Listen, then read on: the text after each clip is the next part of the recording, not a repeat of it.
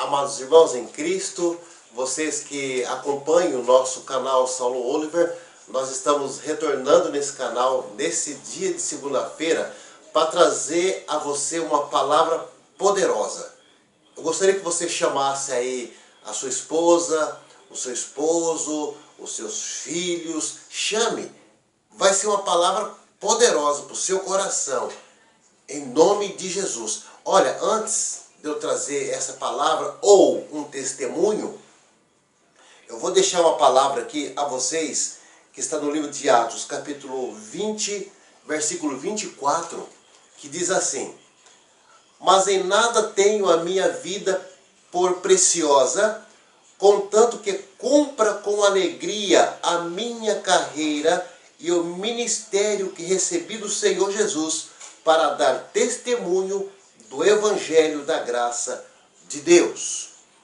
Aqui quem está falando é o apóstolo Paulo, o seu discurso de Paulo aos anciãos da igreja de Éfeso. Uma palavra poderosa, e ele falava isso: mas em nada tenho a minha vida por preciosa, contanto que cumpra com alegria a minha carreira e o ministério que recebi do Senhor Jesus, para dar testemunho do Evangelho da graça de Deus. Com essas palavras do apóstolo Paulo aos anciãos da igreja de Éfeso, eu quero abrir esses poucos minutos falando de um testemunho de um homem que saiu das trevas, conheceu o abismo e depois foi levantado para fazer com que outras pessoas tivessem o pleno conhecimento do Evangelho, para que eles pudessem brilhar, para eles saber quem é Jesus de fato. Então, o que eu vou falar aqui agora é um testemunho de um homem, de uma pessoa que eu acabei conhecendo, ou seja, ele é hoje ele é para mim um pai, ele é para mim um amigo, ele é para mim um homem do ministério, companheiro de ministério, e hoje ele é amigo, parceiro de ministério. Mas vocês vão ver quem é essa pessoa logo mais, mas eu gostaria de dar um testemunho dessa própria pessoa, para que vocês possam saber quem de fato é Jesus nas nossas vidas. Amém, amados? Vamos lá então? Quem é o nome desse homem que nós vamos dar o testemunho dele agora? O nome dele chama Adalberto Raimundo da Silva. Adalberto Raimundo da Silva. Esse homem, ele morava, ou seja, mora até hoje na cidade de João Pessoa, Paraíba, tá? Ele morador em João Pessoa, Paraíba. Ele mora na rua Industrial João Úrsuro. É o nome da rua em que ele morava na época. Isso é lá no bairro da Cruz das Armas, João Pessoa, ok? Então, ele conta na sua história que há muitos anos atrás, tinha 4 casas de palhas, ou seja, muitos anos atrás existiam muitas casas que eram feitas de palhas. Eu creio que seria aquelas casas de sapê, né? Então, mais ou menos isso. Então, ele morava na segunda casa, porque tinha 4, então ele morava na segunda casa. E na terceira casa veio morar uma mulher. Veio morar uma mulher nessa casa. E essa mulher, ela era feiticeira. Estão entendendo? Ele morava na segunda casa e na terceira casa veio morar uma mulher. E essa mulher, então, era uma mulher feiticeira. O que essa mulher feiticeira começou a fazer? Ela começou a fazer amizade com a sua madrasta. Ou seja, esse Adalberto, que na época ele era uma criança, ele morava com a sua madrasta. Estão entendendo? Então, essa feiticeira fez amizade com a sua madrastra, como diz aqui no seu relato, e um dos quartos da casa em que ela morava, ela fazia todos os trabalhos com suas imagens, aqueles rosários. Estão entendendo? Um dos quartos da casa, ela fazia esses trabalhos de feitiçaria, de macumba. Ela fazia tudo isso nesse quarto. E era ele e mais 8 irmãos.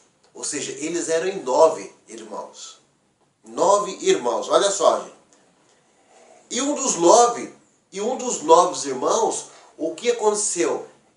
Ela escolheu para fazer os trabalhos para ela. Segundo aqui no relato, eram 9 irmãos, e dos 9 irmãos, ela escolheu quem?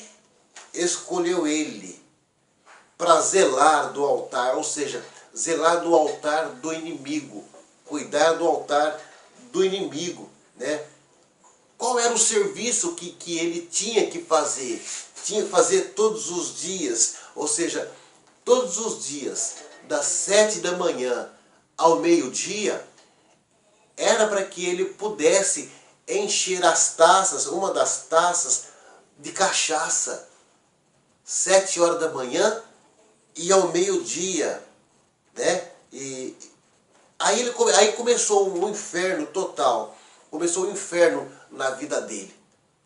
Um menino que não tinha nada, um simples menino, uma simples criança, de repente ele se vê com uma feiticeira, e a feiticeira começa a induzi-lo para que ele pudesse ali trabalhar com ela, uma criança inocente, não sabia de nada, e de repente a vida desse menino transforma em um inferno. E com o passar dos tempos, com aquela mesma rotina, ele começou a lavar então a cabeça 2 vezes por ano, ou raspar-se a cabeça 2 vezes por ano. Ele tinha um trabalho, ele tinha um trabalho fora, né, que ele era uma criança. Então ele tinha um trabalho fora. E todas as vezes que ele vinha para casa, todas as vezes que ele retornava para casa à tarde, ele começou a perceber que o menino o acompanhava de longe. Todas as vezes ele começou a perceber isso. Quem era esse menino? O diabo, né? Era o diabo, o inimigo. Então ele não queria seguir esse caminho que para ele começou a ficar perturbado, começou a ficar muito estranho a sua vida. Ele não queria seguir esse caminho. Então ele levou um começo de loucura. A sua vida começou a ficar atrapalhada, começou a ficar angustiado e não conseguia chegar diante até mesmo de um espelho. Diz ele que ele não conseguia chegar diante de um espelho. O rosto dele ficava como o daquele personagem, lembra o incrível Hulk? O rosto dele ficava verde, da maneira desse personagem grande, horrível, e não podia andar à noite também, porque as luzes do poste, sabe aquelas luzes à noite dos postes? Então, crescia do tamanho de uma lua cheia, ficava enorme aquelas luzes. Ele via muito, né? Ele via muito ninhada de gato, caranguejo e na sua frente. Então a enfermidade chegou. Com tudo isso que acontecia na sua vida, virou uma bola de neve. Aí ele começou a ver coisas na sua frente, começou a ver bichos na sua frente. Aí ele desmaiava muito. Então, andando na rua, levava empurrão pelas costas. Ele olhava para trás, não via ninguém. E tudo isso era para que ele caísse debaixo de um carro, fosse atropelado, fosse machucado, né? E tudo isso acontecia na vida dele. Ele voltava para trás e não via ninguém. Tudo isso coisas malignas, coisas que estavam acontecendo na sua vida. Então, quando ele ia dormir na sua casa, algumas horas, assim como estava tudo quieto, o trinco da porta começava a mexer, fazer barulho. a porta ia se abrindo aqui, a chave rodava, aí vinha a influência do maligno, começava a acontecer coisas horríveis na vida dele, coisa triste na sua vida. Diz aqui no seu relato, ele chamava a madrasta e logo ela vinha e expulsava aqueles bichos, aqueles demônios ali do quarto da sua vida. Relata o irmão Aldo Alberto que em certos tempos da sua vida ele começou a se infiltrar tanto, né, nessas coisas, que tinha vezes que ele ficava no quarto trancado até mesmo o dia inteiro, ali sendo possuído. Comida, ele não podia comer, tinha que jogar a comida por debaixo da porta para que ele pudesse comer. Ele não conversava mais com os filhos, não conversava mais com a esposa. A sua vida ficou um inferno, segundo aqui o relato. Mas em 1986, já estava fazendo os rosários para fazer as obrigações, para quando ele saísse dali, já estava pronto para tomar conta dos terreiros. Olha só aonde que esse menino foi chegar, aonde que esse menino os levou, esse negócio todo de feitiçaria. Já estava pronto para assumir um terreno. Mas nos diz também um relato aqui dessa história que no mesmo mês de agosto, às 17 horas, foi levado para o terreiro. A madrasta dele o levou ao terreiro. A madrasta, diz ele que a madrasta deu uma fumaçada tão forte de cachimbo na sua cara que ele foi para casa tonto, zonzo. Aí diz que a casa foi tomada de uma angústia tão profunda, né? Aí veio o desespero, aí veio a angústia. E ele falou assim para ele: olha, não tem mais jeito a minha vida, eu entrego os pontos, eu não quero saber mais de nada. Mas no mesmo instante em que ele falou isso aqui, não tem mais jeito, ele escutou uma voz. Diz ele que ele escutou uma voz. E diz assim: tem um homem que expulsa o diabo da sua vida. Só que ele olhou e não tinha ninguém. Ele dizia: quem é que está falando isso? E a voz dizia para ele assim: é Jesus que está falando isso para você. E nesse mês de agosto, diz aqui o relato, nesse mesmo mês de agosto, ele aceitou a Jesus de noite, deitado na cama, através de uma revelação, quando um anjo lhe fez um convite para aceitar a Jesus. Isso porque já estava descendo ao inferno de cabeça para baixo, diz assim no relato. Foi na sexta-feira de madrugada, para amanhecer o sábado. No sábado, logo de manhã, ele foi ao comércio, comprou uma Bíblia e já no domingo foi para a igreja. Ali, sabe o que aconteceu? Ele aceitou a Jesus acordado. Porque ele aceitou a Jesus dormindo. E já no domingo ele foi para a igreja, aceitou a Jesus acordado pelo convite do pastor. Uma vez antes da conversão, olha só, uma vez antes da sua conversão, um pastor disse para ele assim: menino, você quer aceitar a Jesus? Aí ele disse para o pastor: eu vou aceitar a Jesus, eu não conheço esse homem. Quem que é esse homem? Eu não conheço. Então o pastor disse: então você vai para o inferno. Sabe o que ele disse? Vai o senhor para o inferno, disse ele. Mas no domingo à tarde, ele disse: vou fechar essa igreja aqui. Aí ele colocou um carro ali de som muito alto, um barulho muito alto, e de fato ali ele fechou a igreja. Ele colocou um som bem alto ali de frente à igreja, a porta da igreja, e as portas foram fechadas de fato.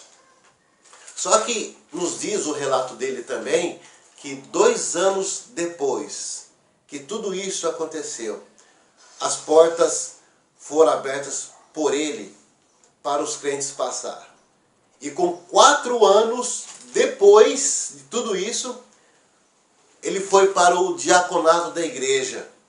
E com 27 anos de diaconato. Depois de 27 anos que era já diácono, ele foi para o presbitério, agora recentemente.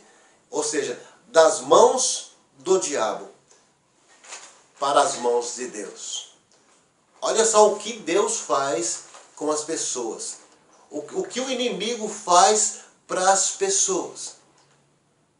Ele leva o homem ao mais baixo do abismo para que as pessoas possam sofrer, para que as pessoas possam padecer, para que as pessoas não venham chegar ao pleno conhecimento de Jesus Cristo, do Evangelho, onde a pessoa sofre, onde a sua família sofre, onde seus filhos sofrem, onde a sociedade sofre, mas o diabo, o inimigo, não tem poder sobre as nossas almas.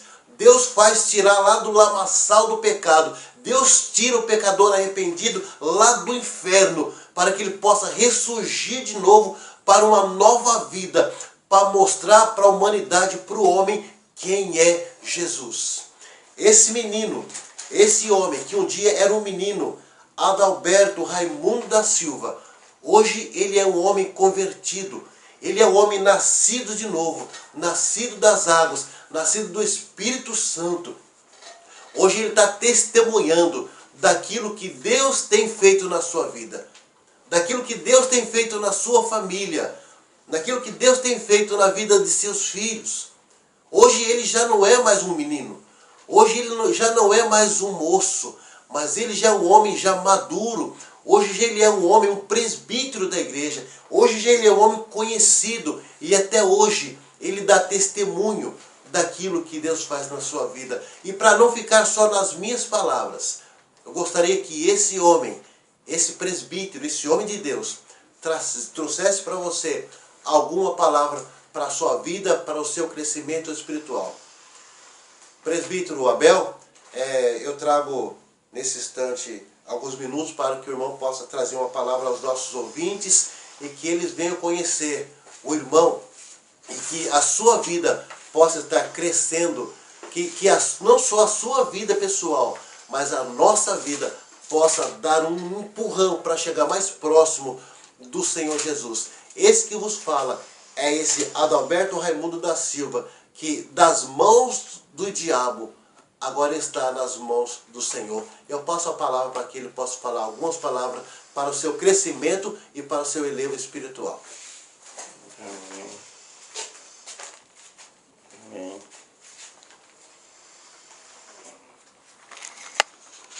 Eu quero deixar o versículo para a meditação daqueles que vão ser alcançado por este vídeo,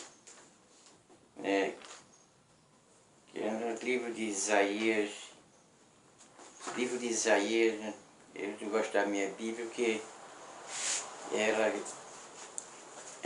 os versículos são marcados, mas eu sei, ele decorado, que Deus diz para Isaías: vós sois o meu servo por quem eu hei de ser glorificado. Então Deus, ele é glorificado na vida, é glorificado através daquilo que ele faz na nossa vida. Então o nome do Senhor está sendo glorificado na minha vida, com os testemunhos que tenho dado através da sua grandeza, e que esse testemunho que foi falado nesta manhã, que ele alcance muitas vidas, que é no livro de Isaías, no capítulo 49, versículo de número 3. Deus disse assim: tu és o meu servo Israel, é aquele por quem eu hei de ser glorificado. Então Deus está sendo glorificado na minha vida, e ele também pode ser glorificado na sua, pela transformação que ele faz. É verdade que eu não tive infância, a minha infância foi de péssima qualidade. Fiquei sem minha mãe com 1 ano de idade, não conheci mãe, criado por beira de estradas, de rodovias, em barracos de lona. Sofri muito, né? E muito mais sofri nas mãos do adversário por 22 anos. Mas graças a Deus, que a graça de Deus me alcançou. Jesus, Ele me libertou, me salvou, me batizou com o Espírito Santo e me deu uma certeza de vida eterna. E essa vida eterna só se encontra em Jesus, através da salvação. E tem pessoas que acham difícil, como pode ser um pecador dizer que vai para o céu. Jesus foi quem fez essa promessa para todos aqueles que Ele aceitaram como Salvador de sua vida. Eles terão uma morada garantida no céu. Que isso é impossível para os homens, mas é possível para Deus, né? E que nesta manhã Deus abençoe todos os amados ouvintes que vão ouvir e ver esse vídeo que vai ser lançado na internet, né? Que você também querendo nos convidar para nós pregar na sua igreja, nós estamos à sua disposição, né? Nós temos nosso telefone para contato, que é o 87534048. Nós iremos testemunhar das grandezas de Deus com muito prazer na sua igreja. Não cobramos nada, porque Jesus disse: o que de graça recebesse, de graça dá. E tem pessoas, pregadores, que são convidados, uns cobram R$2.000, outros cobram 3, dependendo da distância, mas Jesus mandou dar de graça o que recebeu de graça, né? E que Deus nesta manhã abençoe todos os amados ouvintes, em nome de Jesus. Bom, esse foi um testemunho vivo do que Deus faz na vida de uma pessoa. Mas para que Ele possa fazer uma transformação na vida de um homem, é preciso que a pessoa esteja disposto a ser ajudado por Jesus.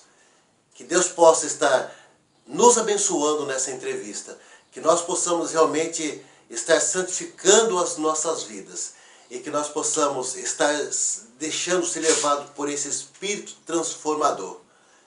Fica aqui hoje o nosso abraço, fica aqui hoje o nosso carinho por vocês, e que nós possamos estar retornando na quarta-feira, em nome de Jesus. Ao meu amigo de ministério, pastor Adenilson, lá de Jaú, ali no Ministério Madureira, que Deus abençoe seu ministério, a sua vida, em nome de Jesus. Retornaremos na quarta-feira, querendo Deus que assim seja. Amém.